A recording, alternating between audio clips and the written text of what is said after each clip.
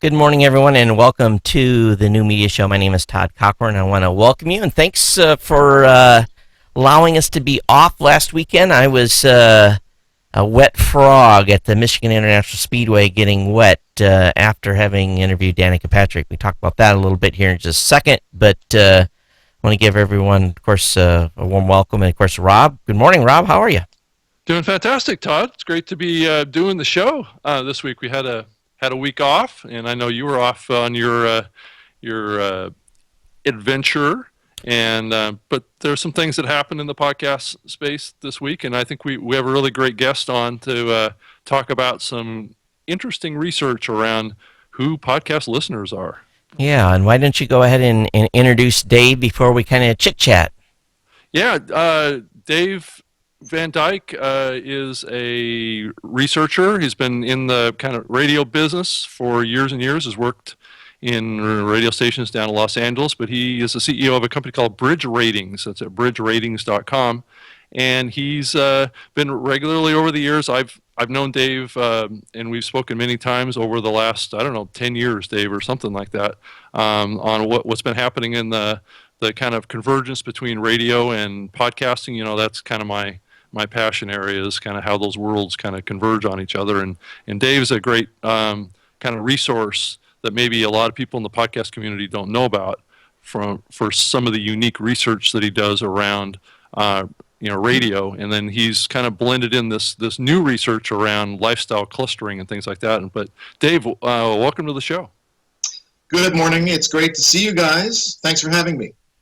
Well, we definitely appreciate you taking time out of your Saturday morning and joining us, but did want to back up and just, Rob, I wanted to share with you a couple of things about what happened when I went out to be a guest of GoDaddy at the Michigan International Speedway. The weather in Michigan was less than optimal, but I had gotten in and spent some time with my family, and it was great. And then Saturday morning, drove over to the Speedway and met the GoDaddy folks, and we're hanging out with them. And I was scheduled to do an interview with Danica Patrick at, they had it by the minute, as you would kind of expect in any type of PR junket. And there was some other folks along with us, but like 5 minutes before the scheduled interview time, and just as I was getting ready to pull cameras out, it just like poured. It was opened up. Oh, it was cats and dogs bad. And they're kind of looking at me on how we going to do this interview, and so I kind of just immediately shifted right, and I said, "Do you have an SUV available?" And they're like, "Yeah." I said, "Well, let's do the interview right in the back seat of the SUV." And I kind of get this look, and they're like, "Really?" I said, "Yeah." She said, "What about your gear?" I said, "Don't forget about the gear. I'll just use my iPhone." And they're kind of like looking at me. And I had a selfie stick, so I mounted the iPhone to a selfie stick and turned it around, and Danica came out of her motor coach, and she got in the back of the SUV, and you could see this look on her face. It was kind of funny because she was a little uncomfortable, and I said, "Well, nice meeting you like this. Is kind of strange." And she says, "This is going to be the weirdest interview ever." I said, No, I've interviewed a lot of people in vehicles before, so don't worry about it." And that got another strange look, but anyway, I think Danica got the experience of power of new media, having an interview in a car, in a pouring downpour. And all the PR, it was funny because all her peeps were outside the vehicle and with umbrellas, and I was supposed to have 10 minutes. At the 5 minutes, they're giving me the wrap-up sign, and I'm like, you told me 10 minutes. I've come 4,000 miles. I'm getting my 10 minutes, and I did about 8. And then said thanks, and off we went. But it was fun. But I haven't got the video up and online yet. I plan to this weekend. So she had some interesting answers to a couple of questions. I think I made her a little bit uncomfortable in asking several, but that was good. It wouldn't be a good interview if it didn't ask something controversial. Yeah, you gotta push the envelope a little bit to get great content. Get her a little bit more candid and things like that. Candid is not a word in NASCAR. It's all scripted, and you could tell she has done many interviews where some of the answers were very scripted. Okay, she was very filtering of what she was saying to you. Oh, yeah, absolutely. Yeah. But anyway, I do want to... Go ahead, Dave. Did you get a chance to see her sense of humor? I understand she has quite a sense of humor. She is, it's a different kind of sense of humor. I think she's very direct, and I was kind of taken aback just a little bit about her person. I've seen many interviews. I listened to a lot of stuff. So it was, I think, also it was a weird morning, so maybe I caught her not completely on the QT, but she was pretty much all business, at least with me. And I got to hear on the radio, too, the private radio chat between the crew chief and the driver, and that's for a conversation for another time. Yeah. But anyway, we're not here to talk about racing. But again, thanks, audience, for letting us be off last week and letting me go on that junket.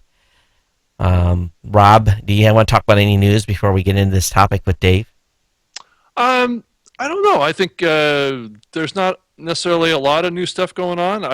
There's this kind of steady flow of activity around content. I think that's the phase that we're in right now. Yeah.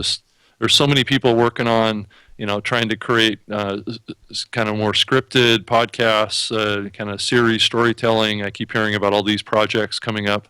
I don't know about you. Have you heard anything new this week? Well, the only article that I saw that was actually close to ground truth was the New York Times piece on slow, steady growth.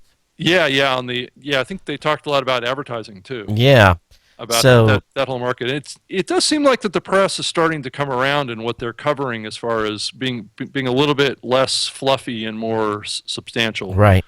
And actually talking to people too that really know what they're talking about. And the only really there was one big announcement that affected me, so not to necessarily toot my own horn, but I'm pretty humbled to have been nominated or be an inductee to the Podcast Hall of Fame. So. I was going to mention that.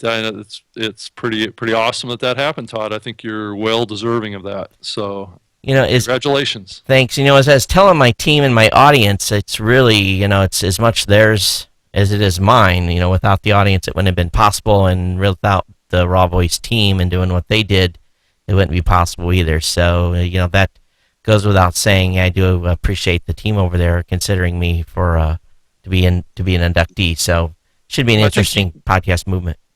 Yeah, I think you earned that before you had that team, though. So I think writing the first book on podcasting, and just being a leader in the community like you have for so many years is there's nobody else in the space that's doing the things that you've been doing to the space. There's no question. I had to laugh though. There was one article said that I earned it behind the scenes, and I kind of like, really?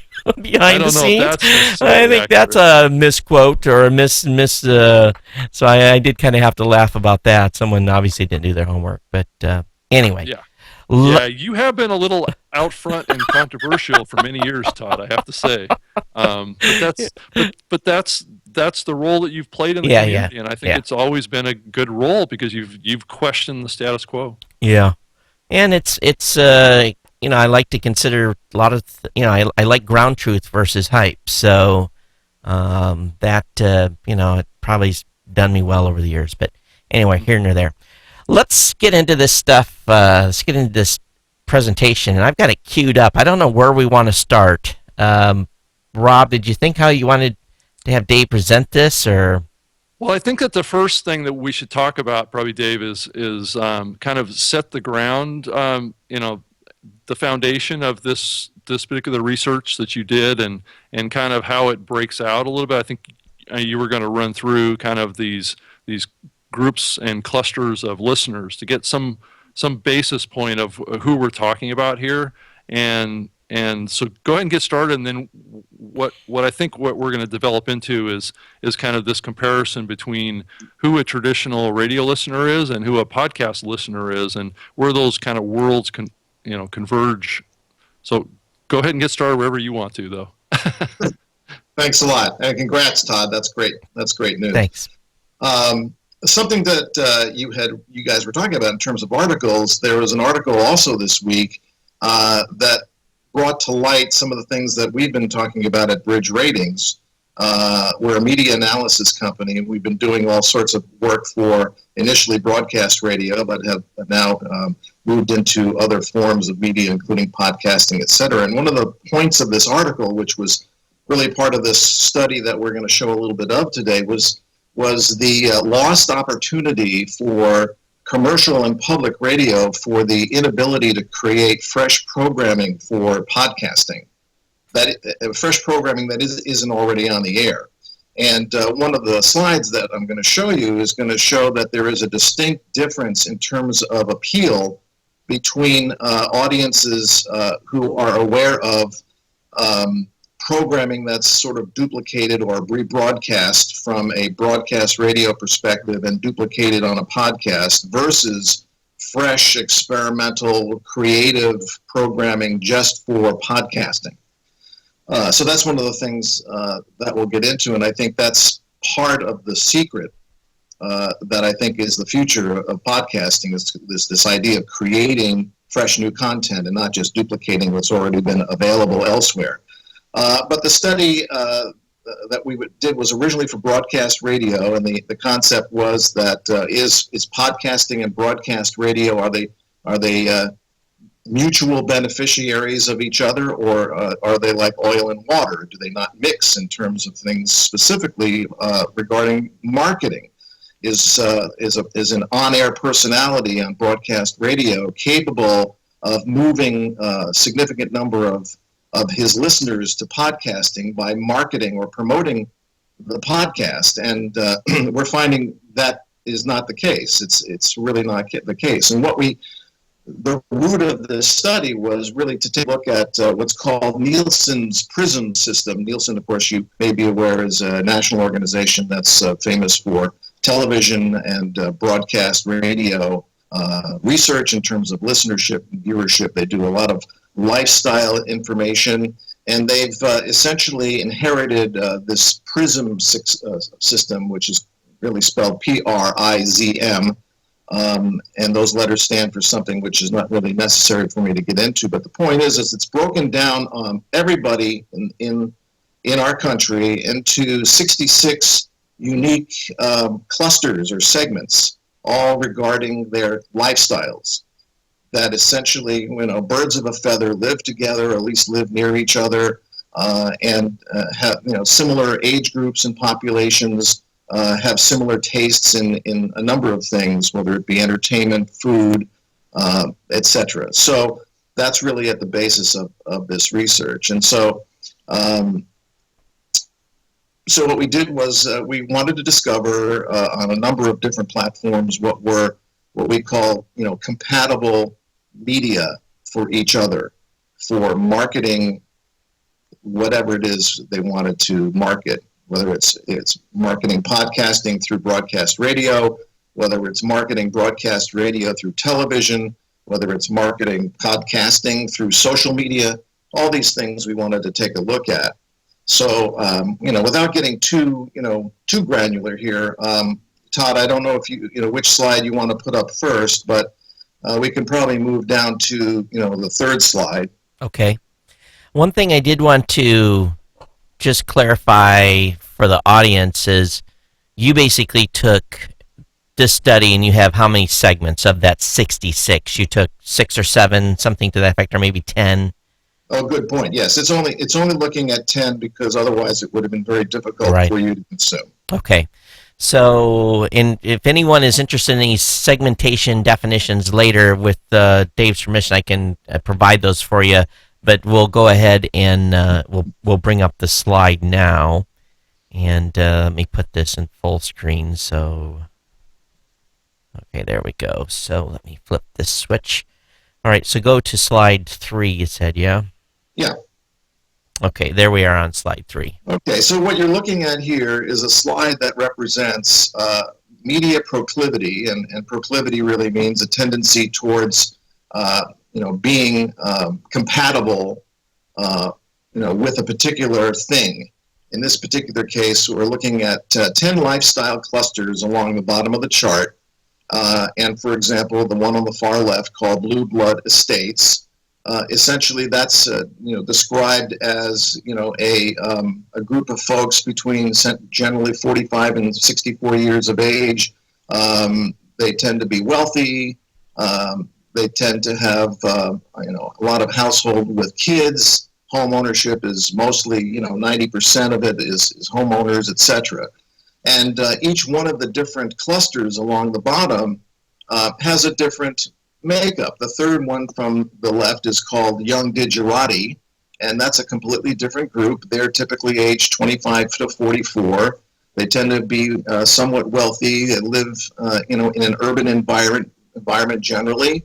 They have families. They do have a mix of renters and homeowners, etc. So each one of these different segments gives us an understanding of what people in different types of lifestyles are into. And we've been looking at these kinds of things on all sorts of areas of interest, but specifically media. And so this is a graph showing podcasting in terms of the appeal that they have for these different clusters.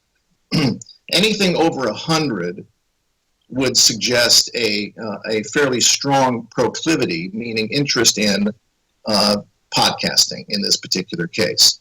And so, we have several strong clusters for podcasting, but it's not 100%. And if you threw this across all 66 clusters, you'd see a similar percentage where it is not a significant number of individuals who find podcasting to be something that they are truly interested in. And that might be part of the limitations of the growth, of the speed of the growth for podcasting, and that's another discussion for another time. Let's go to the next slide, Todd. Oh, hey, and Dave, before we move to the next slide, so what we're talking about here is these are listeners, right? These are people that are consuming podcasts, right? These are people who they could be listeners or they could just be aware of podcasting. For example, the one on the very far right, kids in cul-de-sacs, has the lowest percentage of interest or proclivity. So this is a mix of people who are either aware of podcasting and don't do it, or aren't engaged in it, or are. And so the reason why this is low is that there is a low interest or low engagement with podcasting among that particular life group. Okay. So here we have a comparison between podcasting and broadcast radio. And this was really at the root of the initial study that we did. This compares the proclivity or interest in podcasting by traditional broadcast listeners. And the compatibility index of 30% is essentially saying that about 30% of this group of 10 clusters has a high enough interest in podcasting that they would be theoretically effective. It would be effective in terms of a way to market podcasting through broadcast radio. So our recommendation to our client was, podcasting is certainly something interesting and has a great vast interest among, millions of people. But for broadcast listeners, there's not a natural transition for them to, once they're listening to a personality on the radio, for that personality to market or promote their podcast is not going to generate a significant amount of traffic, if you will, or downloads to that particular podcast. And that was one of the things that really was at the root of this research, was to find out why podcasts for radio weren't getting more activity. And so we're finding that there's just, the differences between these two different media based on different life groups who have different interests in life. The marriage between those two is not very good. You guys have any questions on that? Yeah, so we have a lot of listeners to this show, so it might be helpful to try and explain which each one of these that maybe is over-indexing towards being compatible with podcasting. So like the Young Digerati is one that seems like it over-indexes for podcasting. So I guess, so how does this translate into strategies that the radio station might take, just in a quick way? Is it creating content that appeals to that demographic group, or is it creating, I know that you're probably going to talk about this later, but creating original content that's not the same thing as broadcast radio content? Well, you'll see it in a slide later. Good question. That original content gets a higher reaction from people in terms of those who don't currently engage in it as much as you might think. And so, yes, the purpose of the life groups is for a marketer, whether it's broadcast radio or whomever, to take a look at these different clusters like Young Digerati and indicate to themselves, all right, for that group, we need to reach them specifically. We shouldn't do more of a mass appeal type of a marketing approach. We can select, the 3 key life groups from this research and target them individually. And, through the extension of more information about these different clusters, they can come up with original content that should appeal to those clusters to get them to be more engaged. So, it's been a function of all sorts of different retail businesses throughout the ages, that if you, instead of going after all sorts of different consumers, you should go after the ones who are already into your brand or your service and try to get them to be more into you.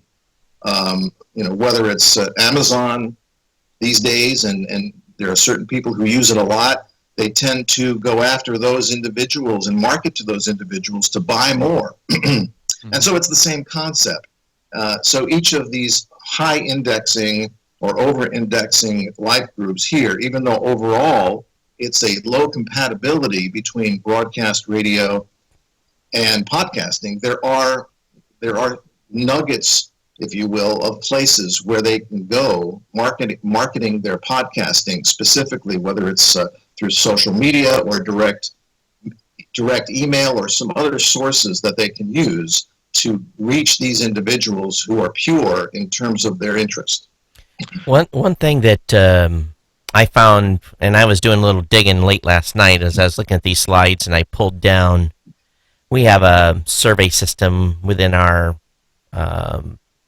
basically, that we allow our podcasters to use, and I've got about 2 million responses from audience members over the past a year or so that have come into that system. And it's kind of interesting because I was trying to look at like young influentials. I was looking at this movers and shakers index, a variety of these indexes. I was trying to marry them up with some of that survey data that we have, and I tell you, it's going to take me a lot longer to do a much deeper dive, but there's some interesting similarities here. But it's what's also curious too is some of the groups that marry up the closest to radio don't necessarily trend super high on audience size globally for podcasting. So it's kind of there are some interesting takeaways in there that we could probably get really deep into at some point, but to me it was pretty fascinating. So anyway, I'm taking away from the presentation. Go ahead, Dave. No, those are good points. And the thing also to keep in mind is what I've been telling my podcasting clients is that, all right, we've been several years into this podcasting world. It's been growing slowly and steadily and becoming more interesting. It's time for that world to become more serious about how they're approaching the people who potentially can be their consumers. It can't be just throw it out there and let it hope that it sticks to the wall and everybody's going to view it. In this world that we live in, there's so many options for entertainment, right, that being more focused, laser sharp in terms of marketing is really the way to go. And if you look at the next slide, this is a comparison between original podcast content, what I was referring to earlier in our conversation here, which is essentially creative news or simulcast from a broadcast radio perspective. And you can see that there is a much higher level of interest across all of these clusters when you begin to look at more creative, interesting stuff that is available only through podcasting. And so, you pick up a couple of clusters here that, at least at this point in time, that it didn't have in the prior slide. And so this is really a slide just to show you the differences between a podcast that may simply be the rebroadcast of hour number 2 of the Todd and Rob morning show versus the Todd and Rod morning show, and them doing something behind the scenes that's unique, giving listeners a different kind of a piece of content that they would have they wouldn't have had access to otherwise. Right. And so this is a particular interest to me that there is such a difference. Especially when it's from typically, you've done the study for the radio folks. It just definitely just screams out loud that just taking the content that you're doing currently on the radio and cut and pasting that into a podcast just is kind of dumb. You shouldn't do that. You need some original content. Exactly. And, that speaks volumes about, Serial and some of these other huge successes. And hopefully people will realize that. And we can get into a whole nother discussion about why radio doesn't do that. It has much more to do with their limitations in terms of financial issues. Yep. Having people devoted to that kind of thing is really the answer, whether you're in the radio business or whatever business you're in. Having people originate programming so that it can be effective and ultimately lead to more advertising, which is really the goal, I think, for that as a business. Hey, Dave, one aspect of this, too, that I wanted to kind of throw out here is radio is very strong in creating content that's, even programs that are kind of local, right? They're local talk stuff. So how does that factor into this research when radio is producing content that's so local focused, when the podcasting space is kind of national and global in scope right now? Or do you see this? I mean, is there any way to read into this research what the opportunity is for radio and podcasting in local markets?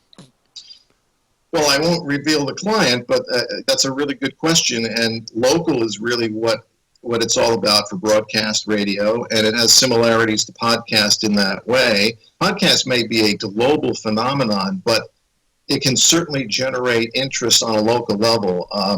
Here in Los Angeles, one of the news talk stations decided that they were going to expand their local concentration by really essentially going out and being actively oriented towards their individual communities. And during the very active youth softball and baseball seasons, go into those communities and essentially do major league type coverage. They've decided to move that over to podcasting, so that podcasting interviews with the kids, the coaches, about the games, sort of like an ESPN approach, right, putting it on a podcasting level. So in the community in which they live, and anybody else who might be interested, maybe someone who lived in the community and has moved away, it's a perfect opportunity. But essentially using that key local connection to do interesting, original creative programming for the community. Now that's an interesting way, and it's been very successful. And they've been, even though it's not millions of people, they've been able to sell sponsorships to local advertisers. Mm-hmm.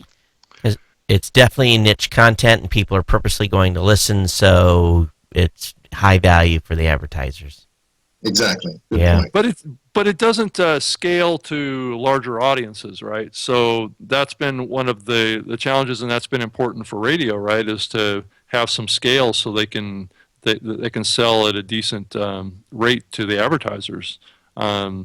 I mean, I guess there's a factor there is what is the production cost, right? Is it significantly less expensive to produce local podcasts than it is to produce a local radio show? And I don't know if that, I mean, it's an interesting question from the standpoint, as I look at this research, it does look like repurposing of broadcast radio it's still pretty high on these charts, though. I mean, it's, the original content piece is poking above in like maybe 4 out of all 10 categories, but the rest of them it's pretty equal. So I'm just wondering what are we seeing there? Is it just that the scale isn't there yet, or I mean, is there some interpretation, Dave, that you can see in there that's that I'm not seeing? Well, that's where the 50% is coming from, Rob. The check marks, are indicating those that are over-indexing, if you will. And you're right. There's an equal number of those below the line. The point of this particular research is to show that in areas where duplicated content is weak, it can be enhanced by doing more, original creative content. Yes. And so in this particular portion of the study, the numbers are somewhat different simply because, when you start talking about specifics, there might be some interest in duplicated content, but not enough to make a difference. So does that mean that, is that a sign that potentially that broadcast radio content needs to be a little bit more like podcast content? Is there some takeaway there that the broadcast side needs to adapt or adopt podcasting approaches in their content production? Do you read that into this research? That's not the way I see it. Basically, radio is doing creative, if you will, original content, whether you're talking about a talk radio station or a music station that has maybe high-profile personalities, specifically oriented toward particular day part like morning drive, but duplicating that original content on podcasting doesn't seem to have the appeal as coming up with something different or unique.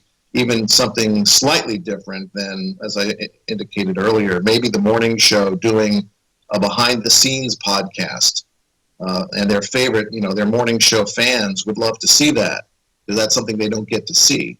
Right. Well, no, I think what my question, Dave, is should the content that's produced for radio be more like podcast content?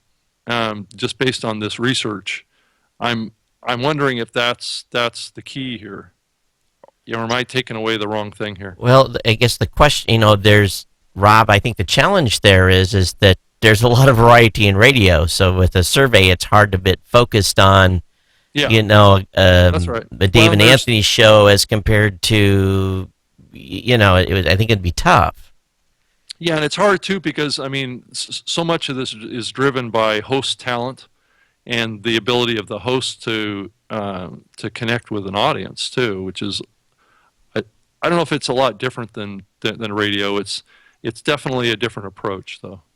Yeah, because some of these radio guys are fantastic storytellers in themselves, and that's why they have big audiences. I would assume that in some cases, the rules maybe won't apply to some of those guys. They'll have a better crossover into podcasting, where it's just a general programming type station that is, got your morning drive guy. Maybe he's the one that's not going to cross over as large. The syndicated folks are already trying to reach mass audience.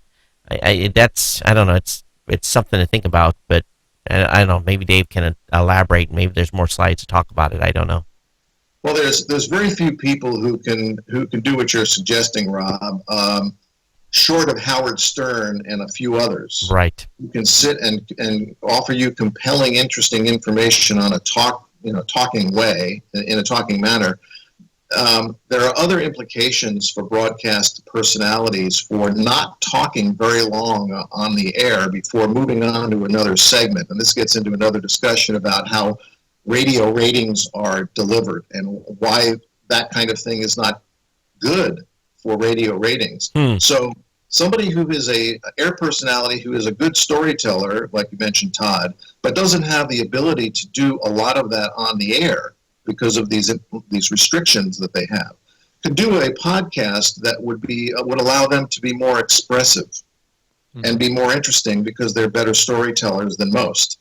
That would be an interesting alternative, creative way to go about it. And sort of maybe that's taking what you're suggesting, Rob, and moving it into the podcasting world. Mm-hmm. Okay. It's all about the ratings. It's all about that formula to keep those ratings high. They don't want to mess that formula up to drop in the ratings. So, Right, and there's also, you've got a bunch of techie geeks on this podcast as another discussion about how Nielsen is doing that technically now. They have basically a way to do that, which is causing these problems, but that's another story. I used to, getting the survey form with the $2 included was always quite comical to me. But anyway. Yeah. Do we want to move to the next slide? Or? Yeah, next slide. This is again, branching out now from the original concept of what we've been talking about. It's still looking at the same 10 clusters, but now we're comparing podcasting and having it marketed through internet radio. And this is where, it's a similar kind of a platform to broadcast radio in that, you might have personalities on internet radio who would like to do podcasting. But once again, you can see that there is a low compatibility index, generally about 30%, and very much for the same reasons.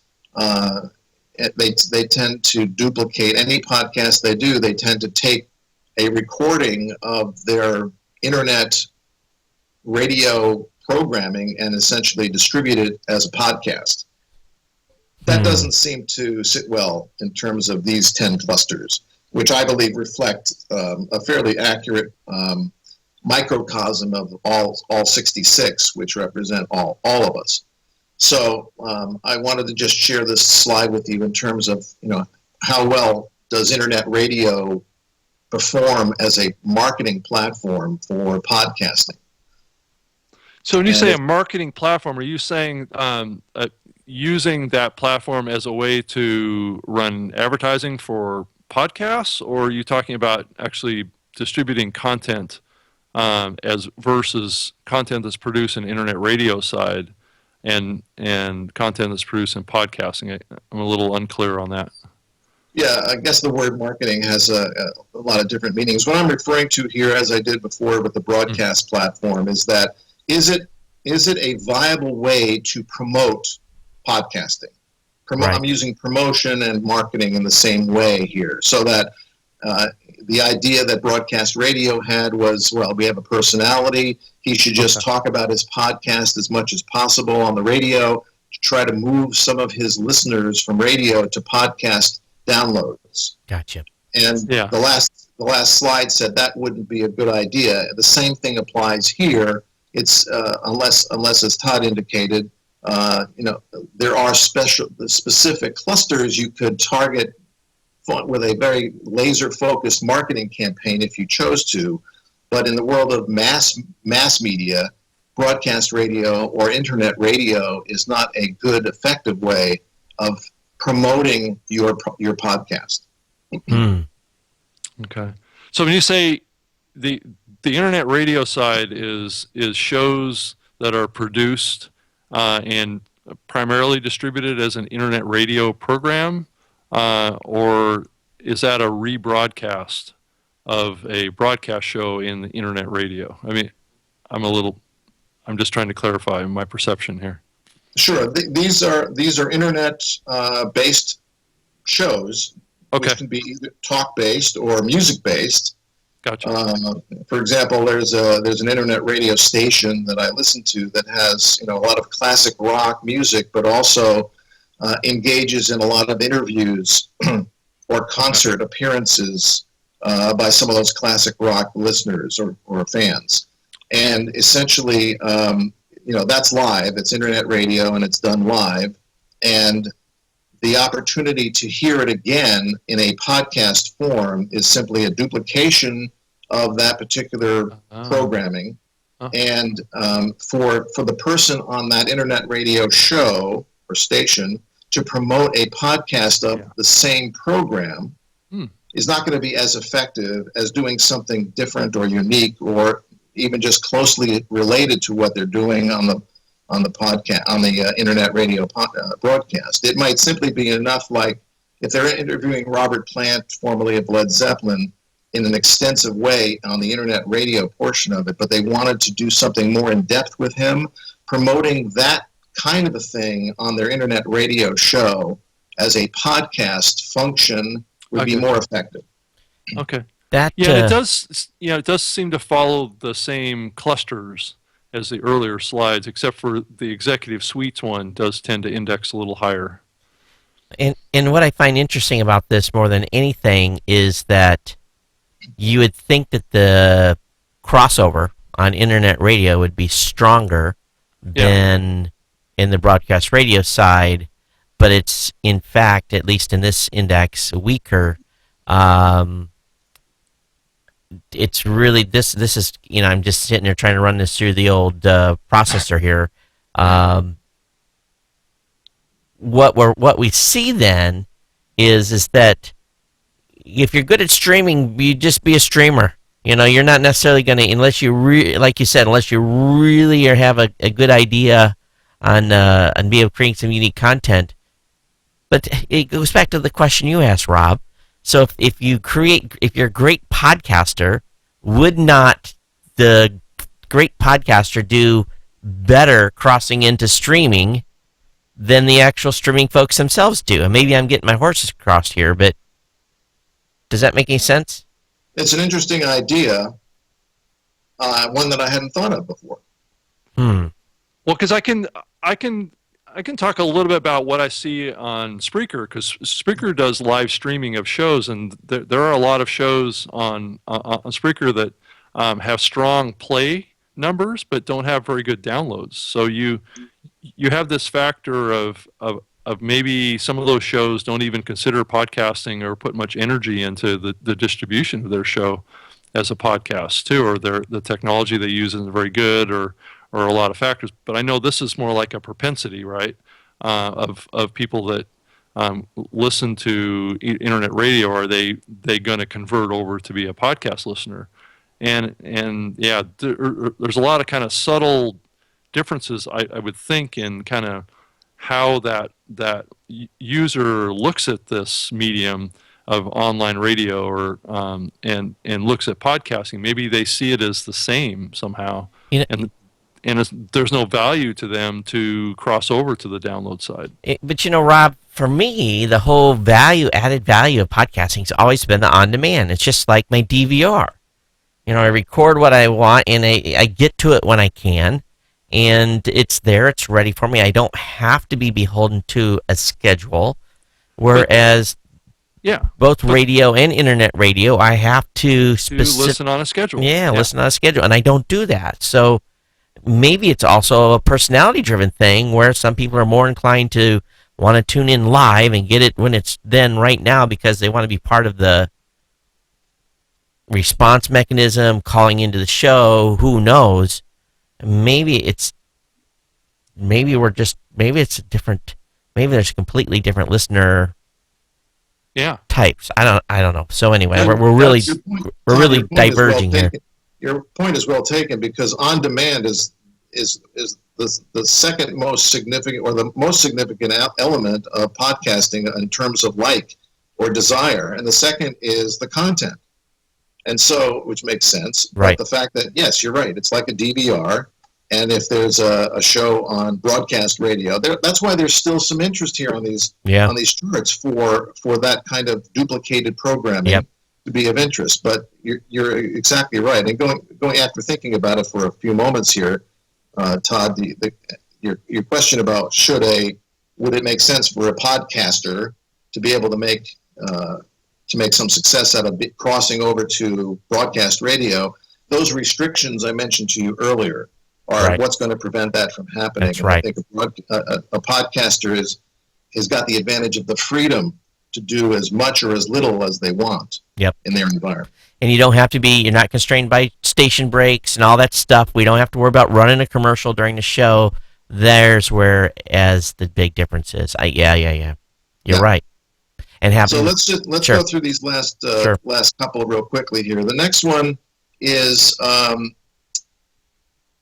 interesting one because it's similar to the last one, but what this is referring to is podcasting being promoted on internet radio that is personalized or customized for the person. And this is something that the broadcast industry is playing with. It's certainly something that Pandora is sort of well known for, But the idea that broadcast radio is toying with is internet radio stations that are customizable versions of the broadcast version on the internet. So, for example, if you're a top 40 listener in San Francisco, you could go to that station's website and listen to their internet radio station, but adjust the programming so perhaps there's more 90s stuff and less current material or less rap, and customize it so it's perfect for your particular way of consuming music. On that kind of an internet radio station, you can see that the compatibilities increase because it has more to do with the personalization component and the fact that they are more compatible with podcasting. And in that kind of a situation, the listener who has personalized or adjusted the programming to their own needs, if the podcasting promotion is done properly in that same vein, it's more effective. I've got a buddy that I used to hang out with, and we used to listen, this is years ago, we used to listen to a Philly live streaming radio station out of Philly, and he loved the station, but they played too much Beatles. He hated the Beatles. And he said, if I could only get rid of the Beatles, this would be perfect. So it lends to that study.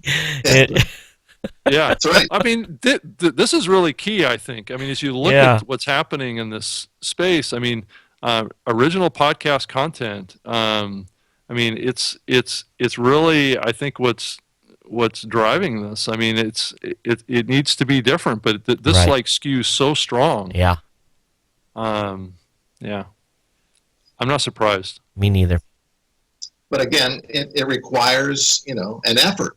Yeah. And that's really where, I guess, everything that's worth anything in life is due to effort. And this would require, again, customizing the promotion of podcasting to that particular type of customized radio station. So that's something that we're just beginning to look more deeply into as we consult our radio station clients that are doing that kind of a thing. But I think, we're a few steps away from promoting podcasting on those stations.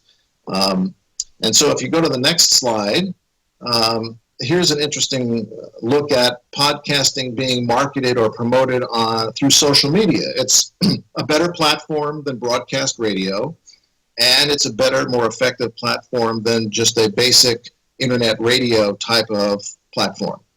So I would say that for anyone, and this may seem obvious, but this sort of breaks it down into the different types of people that are out there, that they are more prone to be interested in these kinds of things if they hear about it through their social media. And that may seem like an obvious thing, but you'd be surprised how people may miss that.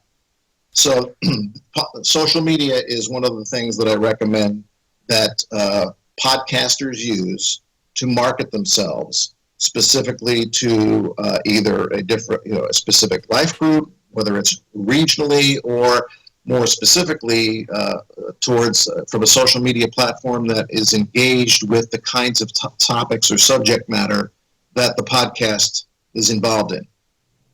I think the category here that really kind of surprises me most, trending as bad as it does, is the kids in cul-de-sacs. I've always thought that kids in cul-de-sac listeners were at least, they trend. I'm going to have to go look at that group specifically, but they're the ones that are always trending low. So maybe they just don't have time to listen to this kind of media. It's interesting. Again, a subject for another time, perhaps, but we're not seeing a great deal of youth interest in podcasting in general terms. Right. There are guys, I'm not surprised at that. That doesn't surprise me at all. I mean, I'm sure when I was younger, I didn't have an interest in listening to spoken word content either. I was into music and other things. So, I've said this before, the good thing about young people is they get older. Yeah. And that I think as they get older, they're going to transition into these other clusters. So I don't think it's a problem per se that the industry doesn't have those folks. The one that really jumped out at me was the executive suites. What's the demographic profile of that group? Dave? Let's see. Hey, Rob, I know he's looking that up, but just to back this up, though, the kids in cul-de-sac definition is suburban, upper mid-level income, 25 to 44.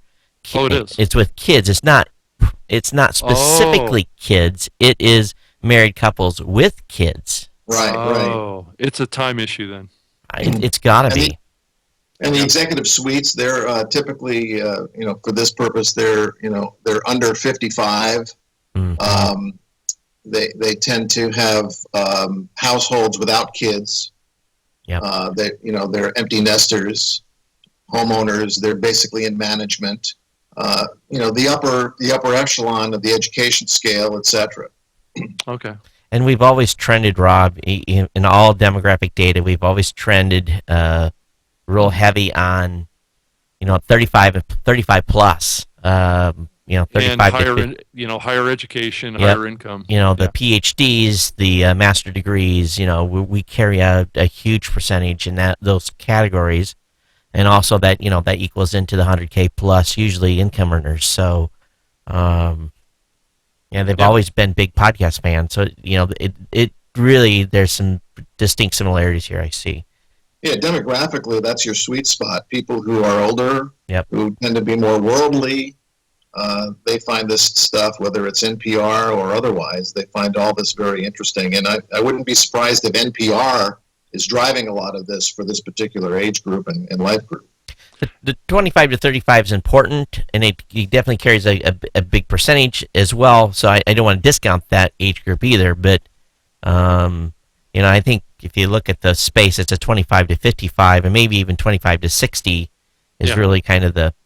Anyway, I'm getting off topic here. Dave, the other cluster that stands out here to me is the Bohemian mix. What's the demographic makeup of that group? Let's see here. They tend to be of a similar age category, which means under 55. They're relatively well-to-do. They're not wealthy, but, they do have above average. They have a mixed family, so they do still have kids. They're still somewhat in the rental versus ownership homeowner thing. They're college graduates. They're very similar in ways to the executive suites, except these folks are typically probably more urban. The others are probably more suburban. Right.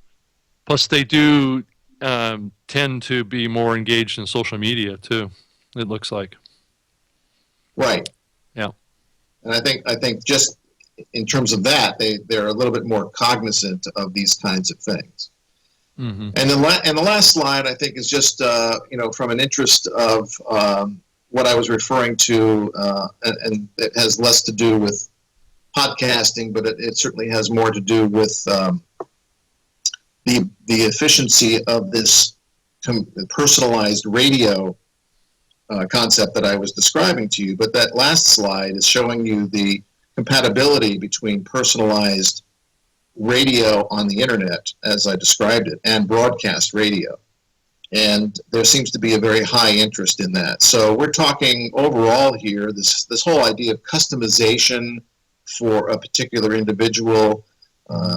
Todd, you mentioned on demand. That's a very important part of it. But being able to have what I want, that's for me, that's that's on demand when I want it, where I want it.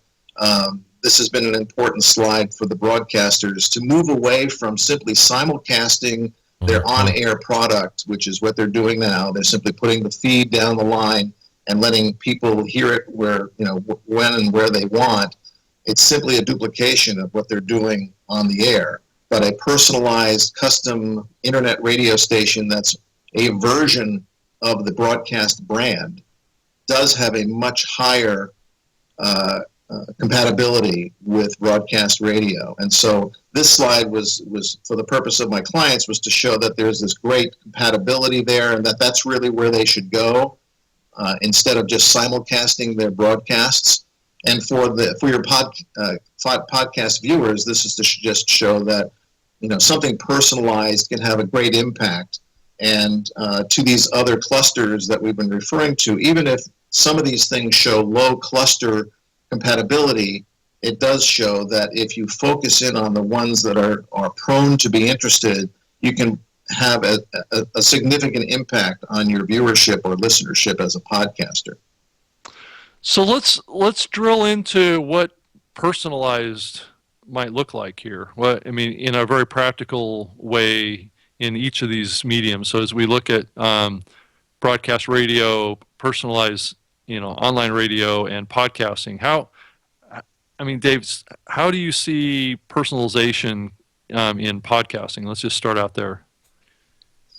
Well, obviously, you have a limit there because, as Todd mentioned, it's mass appeal. There's a large, you are broadcasting very similarly to broadcast radio. So there's a limitation to exactly how customized you can be. But what I'm referring to really is the personalization or the focus that you can have as a podcaster on specific types of listeners or viewers or consumers for the subject that you have, and to market to those or promote to those folks who have a specific interest in what you're doing. Todd, maybe you can answer the question whether if there's a lot of that going on in the podcast space. Do people think about promoting their podcasts aggressively in that way? Well, I think what the marketing in really that's going on in podcasts today is, and what I see are people are. I don't think there's sophistication level that's what happened at radio stations, but what mostly happens is folks will promote a topic or a guest. They'll focus on the content. I don't think they particularly think about the exact demographic they're trying to reach. The shows themselves. If I think about my own show, my tech show, I know who that audience is. I've been with them for 10 years. I know exactly who they are. And so I look for topics to reach that audience. But I also haven't really targeted audiences outside of maybe that niche because I don't think, I just know the content won't necessarily appeal. I don't know if that's answering the question or not, but Rob? Well, Todd, isn't that the whole concept behind podcasting since it started over 10 years ago was to deliver niche programming to people that have interests in very specific areas of passion. It's true. And that's, if that's what we're defining as personalization, I guess I was thinking of personalization more from a listener experience, from a standpoint of maybe their selection of programming that they have and how that selection of programming is actually made available to them through podcasting, through the apps. What's the experience in the apps around personalization, right? How much data does that app or platform know about you that can help you build out a catalog of content that you have extreme passion for? The apps haven't been real good at this up to this point. So this is one of the reasons why I and many others, we align ourselves with other shows that are like-minded so that we give the audiences that we have additional programming options that we think they will like so they stay in the family. That's why Twit does what they do. They've got a family of shows. It's why Grammar Girl and Quick and Dirty Tips, there's folks that are doing. The lone wolf content creator without partners has a much tougher time gaining traction and building a show, just like any, they have to have a team. If they don't align correctly, it doesn't make any sense. So that's what radio stations do. They try to put a series of content together so you don't switch the channel. And this is, sorry to interrupt you, Todd, but this is really where we can get into a whole other discussion, and that is the fact that Pandora and Spotify are now looking at their algorithms to design podcasts and programming like that add to what they currently offer musically, right, but designed for a specific reason. I know I'm not speaking out of school here, but Pandora is looking at a podcast solution, to your point, Rob, that would enable a consumer to select topics that they wanted to hear. For example, if I'm a Windows user and I wanted specific things on a podcast relating to Windows 10, all sorts of things. Once Pandora found out my interest in Windows 10, they would start feeding me podcasts only about that. And that's where the personalization comes in. And the only way they're going to discover that is they're going to have curators, or their podcasters are going to have to get a lot better in the metadata that they're sharing about what's in their shows. Well, Todd, or the whole phenomenon of what we're seeing right now with clamor could have a factor here too in all this. Does that mean that what we need to do is kind of deliver our content in pieces to get people to engage at that level? I don't know. I mean, it's an interesting question from the standpoint of personalization. How far down that rabbit hole does a content provider want to go, and do publishing platforms need to support segmenting out and promoting segments of those programs in an easier way as well? Well, Rob, if you think about how you use Pandora now on a music site or Spotify or any of those other groups, what do I go look for? Hey, I'm an 80s child, man. I want to go listen to some AC/DC. I want to go listen to a little metal. I find the stuff that appeals to me, and that's what I listen to when I want to listen to music. So it's all about control, right? Right. I don't want to, like that buddy of mine that likes the Beatles. I don't want to listen to the Beatles. So, I go looking for content, and if they don't serve it for me, I go find a different channel. I find something else to listen to. But, they want you to stay and listen a long time. They don't want you fiddling. They don't want you turning it down or switching or, so I understand the desire there to get more more ear hours, if that's a word. Yeah, you raise an interesting point, Rob, is, how is Pandora going to accomplish that if there's, a 1 hour podcast about tech that Leo Laporte does, but maybe only, 1 or 2 phone calls during that particular segment are all about Windows 10. How do they customize that for me? I'm interested in that as well. And how do they make it so that Leo still gets paid and his advertising still in there, and Leo can support his business and continue to move on? That's a different question. Yeah, that's a whole different topic in itself. And Todd, from what I see, what's happening with Clamor, and I think they're kind of maybe at the leading edge of this, and I think Stitcher and other aggregator platforms have been playing around with this clip content, like less than 2 minutes, as like teasers to get people engaged in the content from a deep perspective, right? So, it's always been the challenge in the podcasting space that, how do you get new listeners if they have to engage? I mean, there's so much commitment that has to be made to get into the content, right? And to listen to it all and really understand what the scope is of it and how good the show is. But what I see with Clamor is that, the podcaster or the listener can just clip out pieces of that show, highlights, and deliver it out there that attracts listeners based on those exact desires we've been talking about, is the interest in Windows 10. Any clip that was referring to some aspect of Windows 10 could be delivered. Right? Let's be frank though, Rob, that you're going to have a very small percentage of people do that, because it's huge work to cut out. Well, it is, but it needs to be made easier, right? Right. And there's no reason why technology can't be applied to this to help with that. Right.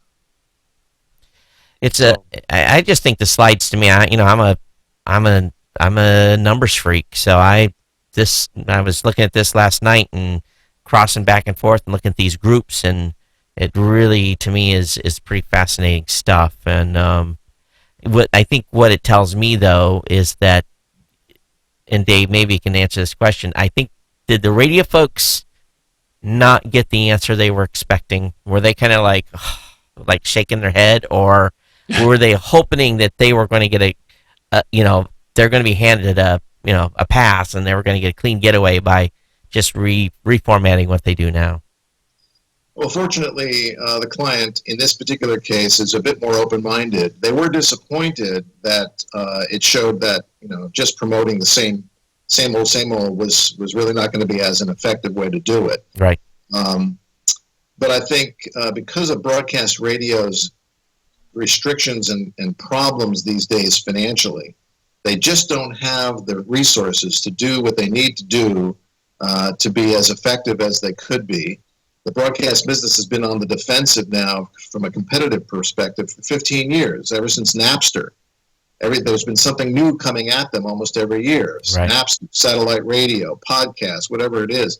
And so they really can't get out of their own way. And so when you look at somebody like Adam Carolla, who can effectively make a very nice living out of something that's unique and creative on a podcast basis, therein in itself should have been some sort of indication of really what needed to be done. But I think you're right, Todd. They were hoping that perhaps it wasn't going to cost them as much to accomplish it. And they've got the biggest battle yet coming is the car and the control of that AM/FM dial, not necessarily loading FM, but maybe loading Pandora or Apple Podcast or whatever it may be, or Spotify, whatever the product du jour that person likes. But I think I don't know. I still think local drive time is still valuable because people on their way to work want to know what's going on. Maybe not on the way home, but definitely, if anything survives, it'll be morning drive. Other than that, I think they're screwed. Just say it. Said very, very nicely, Todd. Yeah. And it's going to take a while, but let's be honest. I think they are, and unless they're going to have to. Maybe they're going to have to shift, become more like us. Maybe that afternoon drive time is not going to be a syndicated show like Rush or Hannity or one of those other talking heads. Maybe it's going to be more content like my stuff or your stuff, Rob. Who knows? I don't know what their goal is, but any time that someone like us goes talk to a radio station, they're like, hey, that's $2,000 an hour. And at some point that's got to shift. Hey, let's kind of move on to Sure. another topic here. I was talking to Dave yesterday a little bit about this phenomenon that we're seeing in the space right now of the music streamers starting to more and more adopt spoken word and podcasting. We've talked about Pandora, we've talked about Spotify here a little bit, but Dave, just based on this research and what you've been seeing over the years, you've been involved in this media and seeing what's been going on, but it's been my thought that this convergence of spoken word and with music was going to happen again because, for years and years, for decades, music has been sitting right along spoken word content on the radio dial. And so this convergence seems natural, right? Spotify adding spoken word podcast content to their catalog. But what's your thought on how that's really going to work, and is it something that is going to have to dovetail pretty aggressively with personalization for it to work, or kind of give us a big picture on how you see that convergence? Well, I think the idea of adding spoken word to, and there are a number of different categories of it. Another thing I know of is that some of these platforms are looking at, for example, Pandora is looking at a way to incorporate traffic information on demand. In what they're offering, and that kind of spoken word is different perhaps than what you're talking about, but having platforms like Spotify offering categories of spoken word is going to be an interesting experiment, because it's always been my belief, especially in this world where you have such amazing competition for the consumer's time, that if you try to become too many things to that consumer, you begin to blur that purpose in the consumer's mind. Spotify has been known and has made their business on the fact that they have been a music consumption machine. And the music videos, I think, is a good extension. But when you start getting into podcasts or spoken word content, I'm not sure whether or not that is potentially going to succeed, because it begins to deteriorate the main brand message. they might have been better, and I understand why they did it, but it might have been better for them to create another platform that was not Spotify, that was branded as something different. But I think basically the reason they did it is to take advantage of all the current users and to be able to expose that information to them.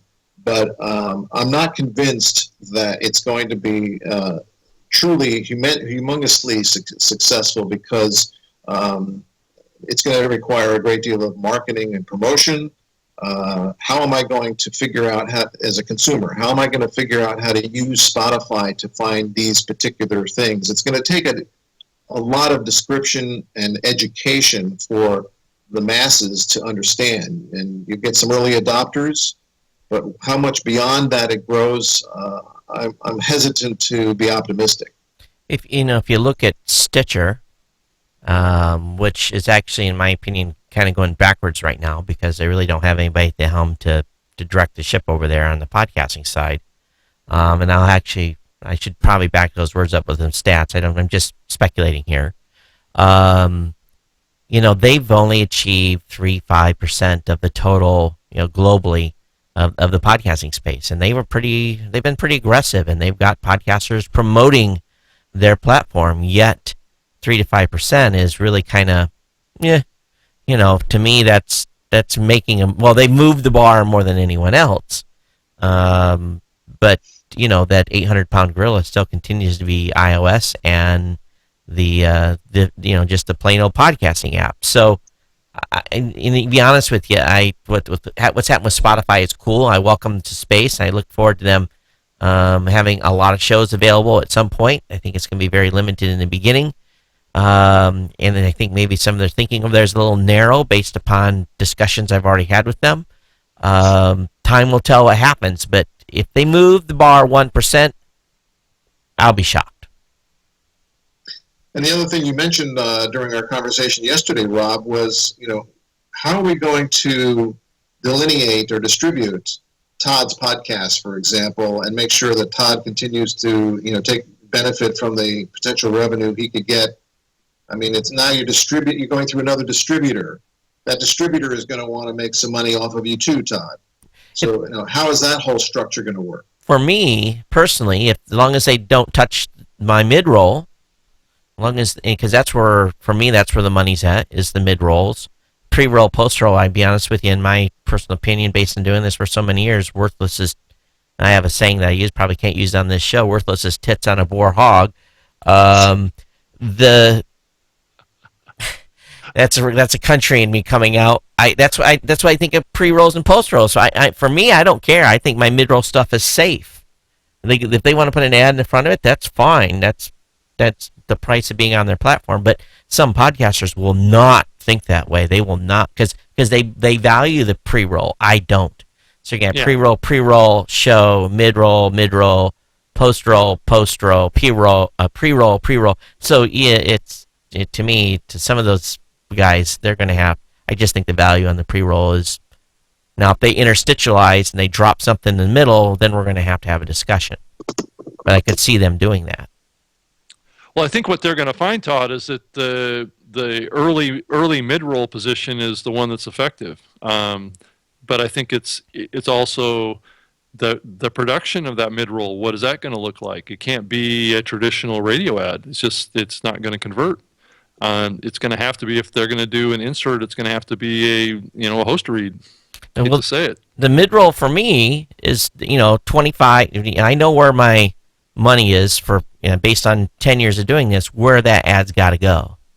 Yeah. I know where it has to go, and if they try to come in and encroach upon that, then we're really going to have a big problem. Yeah, I mean, it's an early mid-roll position, right? Right, and early. Yeah. So there's a number of issues that need to become overcome in order for this to be vastly successful. Even if they solve all those issues, I still think from a consumer's perspective, it's going to be a big pushing of the rock uphill. And another thing they're going to be faced with is guys like me, 10 times during my show, don't forget to come to geeknewscentral.com, or don't forget to come to newmediashow.com. And I'm going to be driving people away from Spotify to come visit my website and say, oh, whoa, I can subscribe right there on iTunes. Bam, I got that. Let me do this. So, they have that to contend with as well. So having them on, having my content or having any podcaster's content on their platform is not conducive to keeping people at Spotify or Pandora or whatever site.com, because my goal ultimately is to drive them back to me. And I'm very aggressive in that. So, whereas the radio station guy is like, okay, tune into KHNL. He's bringing them back to the radio station. He's not bringing them back to his personal website. So Todd, you have this, as all podcasters do, this focus on having as many downloads as you can. So does putting something that you produce on a Spotify dilute that ability for you to attract people and to your site if they know it can be gotten elsewhere? Syndication everywhere is my model, as long as they respect my brand. For me, syndication's good. Any place the show can be discovered, listened to, is good. Now, if the challenge is getting the numbers out of it, because I bill my advertisers based on how many people have listened to the show. So if they have a closed ecosystem where I can't really get any data out of them and can't have something viable to bill the advertiser, then it's just another point of distribution and the value goes down a little bit. But again, it depends on what percentage of course, if they're not providing feedback, you don't know what percentage they're driving. And one thing about Stitcher was they basically provide a mechanism to tell us, okay, yep, someone's listened to your content, and they provide that signal back to the measurement folks, so we're able to tell that. So, that's why we know Stitcher has 3 and 5% of global listening audience, because they provide that data. If Spotify and Pandora, none of those folks do not provide any signaling, they're actually hurting themselves, because the content creators themselves are not going to promote hearing it over there because they have no idea what the percentage of listening audience actually is. Yeah, Todd, I think that's the direction, people like Spotify and Pandora are going to head down, is they're going to capture that episode out of your RSS feed and they're going to redistribute it on their platform, where they can control the bandwidth that's utilized, and it's going to be on a more of a streaming technology. That's fine, so long as they tell me what I can bill. Yeah. If but they may not. If they don't, may have to log into their area and get their data out of their tool. But at the same time, I'm on the IEB committee, and we're setting rules on measurement and standards, and that will not fit into the story that we're telling a media buyer. Oh, by the way, there's an extra 25,000 listens this month on SoundCloud, or on Spotify, or on Pandora, and they're going to be like, okay, thanks for the listens. We're not paying you for those. Yeah. So what that means is that all these platforms, there needs to be some mechanism that everybody reports back to, either directly to the content providers, source host, or some sort of mechanism that gets all the reporting aggregated. And they don't want to give that data up. You know why? That's the golden goose that laid the egg. Because as soon as I know how podcasting here, okay, what did I just do? I told you what the Stitcher numbers are, right? Does Stitcher want people to know that they only have 5% globally? Probably not. Yeah. That doesn't. But on a show by show basis, though, right. It's going to have to be like that for this whole ecosystem to function properly. Else, it's going to continue to dysfunction. And and we'll be able to tell how well Spotify's or Pandora's marketing effort is if they report back, and they may not be inclined to give up that data. Yeah. I don't know what they provide the music folks. I'm sure there's some sort of a convoluted reporting system that goes back to the RIAA and all those groups that have their fingers in the, get a check from them every month based on, the Copyright Association plays. Maybe we're going to have some sort of protection for us in that case. Are we at that point? I'd hate to have to align with somebody like that. Well, Pandora and Apple, in their soon-to-be-released platform, are offering, Pandora does it now, a back-end access to all that data, Todd. So Yeah. an artist can look at, here's the markets I'm not good in, and here's the markets that I am hot in terms of people listening and consuming my music. So I'm going to limit my concert tour to these markets only. Right. So, and they're offering that for free. I have to hand that to Mr. Westergren. And I don't know if Apple will be doing it the same manner, but they're offering this back-end access to the data to their artists and the labels. That's good, but traditionally, though, they'll get paid. I wonder if that report will directly respond to how much money sent to ASCAP and BMI and all those folks. That's the question. Is that going to is that reporting going to show exactly how much money is going out of those coffers that should be filtering back to the artists? Yeah, it's all stuff we've never really had to even address before, where artists have had to battle over this for 15 years now. I think it's different information. I think that information, which goes to sound exchange, right, is a pure contractual arrangement between the label and the artist. Some figures I've heard, the labels are getting 70% of these proceeds, and the artists are getting 30%. Right. That's why you get a million streams and you make $1,500. So I think the information I was referring to is strictly oriented towards consumption. I see. It's fascinating stuff. Rob, your previous employer was not real big on sharing and syndication. I'm sure they see this as not good. Well, I think the model of that company was more around pre-rolls. So I see that's the battleground that we're going to see happen here for a segment of the podcast marketplace, is the battle around pre-rolls, and programmatic buying is coming too. There's large companies that are building online marketplaces for buying pre-roll positions in on-demand content, and that's part of why there's this transition somewhat to using more and more the term on-demand audio or on-demand radio, is to try and transition that perception from linear streaming over to on-demand streaming, and then to have this programmatic buying happen around pre-roll and post-roll positions. Some of the companies are playing around with mid-roll positions, so a lot of the same practices that have existed in radio and online radio are being shoehorned into the podcasting space. And Dave, I'm sure you see this happening as well. What's your thought? Is that, based on this research, that strategy is probably not going to work, is it? It would suggest a difficult road, yeah. Rob, and going back, I'm just smiling because, in my professional opinion, the pre-roll, now let's define the pre-roll. If the pre-roll is a host endorsement, maybe it's going to do a little better, and if it's fit right. Yeah, and some are. And some are, but the majority of them are like, the guy's like, please, let me fast forward. And I can't imagine the response rate being that great. Or I've heard many programs have multiple pre-roll positions. Back-to-back ads. One will be a host read at the beginning, and then the second one will be a brand advertiser. And then you start into the content, and then 5 minutes into that, there's another ad insertion. So, well, maybe we're becoming what we did not want to become.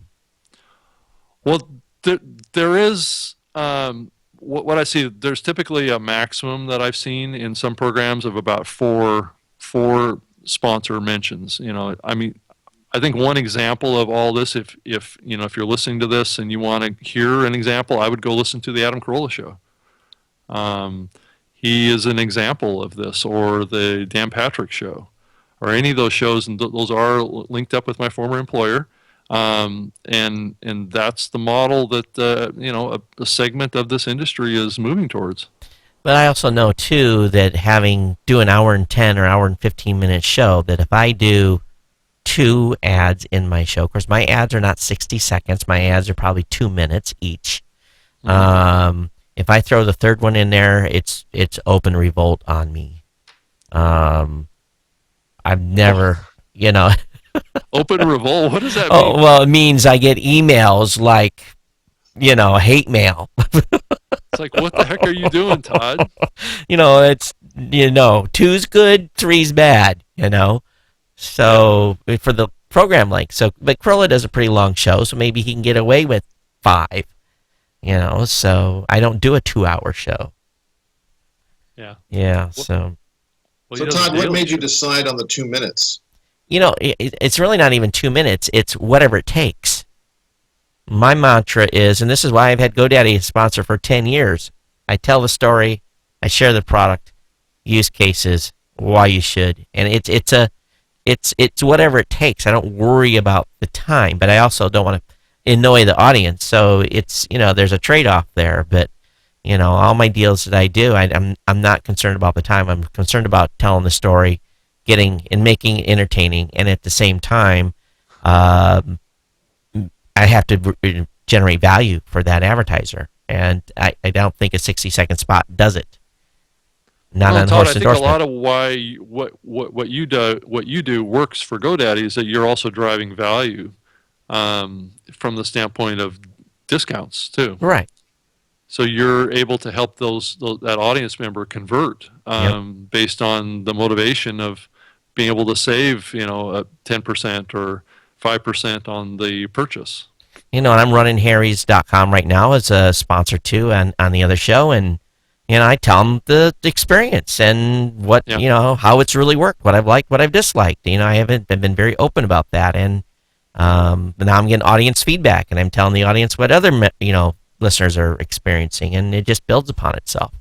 Mm-hmm. So these direct response companies are not stupid. They understand the value of this. We all want the big brand advertisers to come in.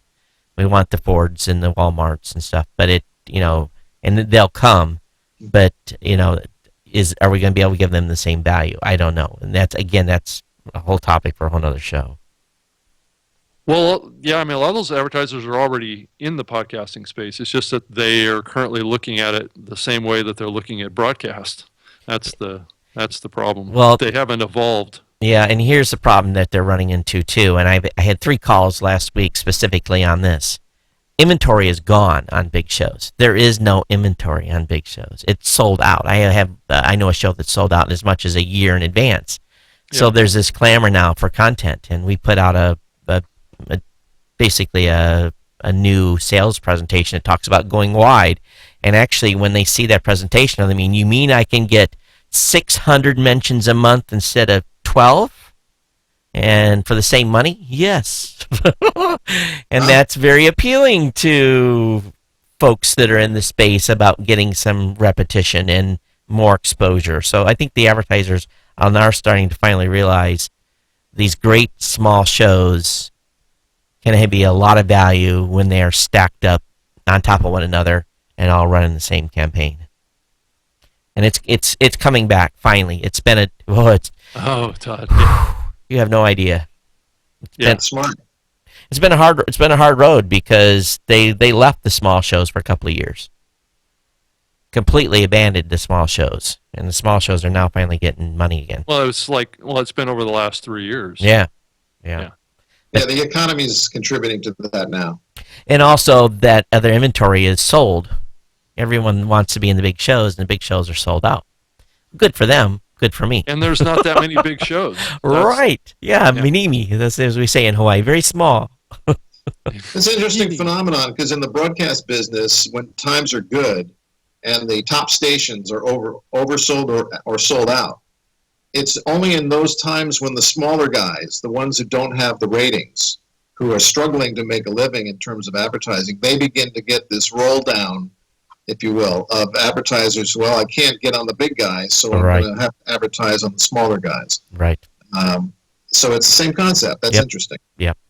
And also, too, in the beginning, there was not a lot of advertising being done in big shows. In the beginning, of course, we were one of the few that were actually doing it. I had 400 shows on a campaign at one time, and doing, huge buys every quarter, significant dollars.